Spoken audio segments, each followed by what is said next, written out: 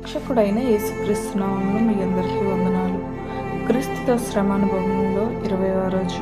తిమోతికి రాసిన 2వ పత్రిక 2వ అధ్యాయం 3వ వచనంలో ఇలా రాయబడింది: క్రీస్తు యేసు యొక్క మంచి సైనికుని వలె నాతో కూడా శ్రమను అనుభవించుము. నేటికి దాదాపు 20 సంవత్సరాలైంది. కార్గిల్ యుద్ధరంగంలో మన భారతదేశం కుమారులను, తండ్రులను, అన్నదమ్ములను కోల్పోయింది.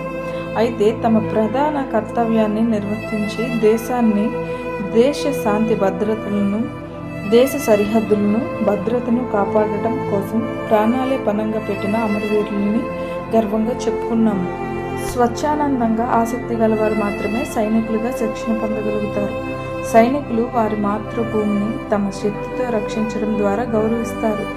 దేశం కోసం పోరాడేటప్పుడు సైనికుడు కుటుంబాన్ని మర్చిపోతాడు. దేశ గౌరవాన్ని పరీక్షించడంలో పాల్గొనడం సైనికులకు సంతోషం. దేశం కోసం వారి శ్రమ ఎప్పుడూ ఉన్నతంగా ఉంటుంది. మరణం ఎదుట ఉందని తెలిసినా దానిని వెంబడించడానికి పరిగెడతాడు. యుద్ధంలో గెలిచినా ఓడినా తమ దేశం కోసం అమరవీరుల్లా పోరాడతారు. అయితే క్రీస్తు శ్రమ అనుభవాల్లో పాలుపంపులు కలిగి ప్రతి శ్రమతో పోరాడి గెలిచే వీరులు కావాలి.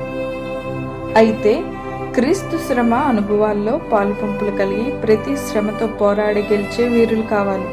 తీర్మానాలకు కట్టుబడి నియమ నిబంధనలతో పోరాడే సమర్పణ కావాలి. నడిచే మార్గం ముళ్ళబాటైనా చివరికి మరణమైనా అంతం వరకు నమ్మకంగా ఉండే స్వభావం కావాలి.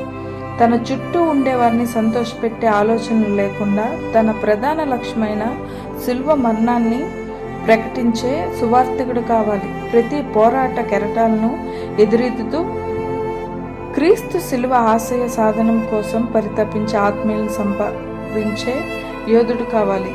ప్రగల్భాలు పలికే అపవాదిని అనగద్రొక్కి క్రీస్తు రాజ్యాన్ని నిలిపే శిలువ సైనికుడు కావాలి.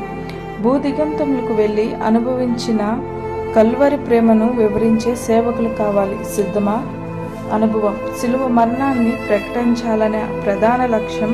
క్రీస్తు రాజ్యాన్ని నిలిపే శిలువ సైనికుడు క్రీస్తుతో శ్రమ అనుభవించేవాడు.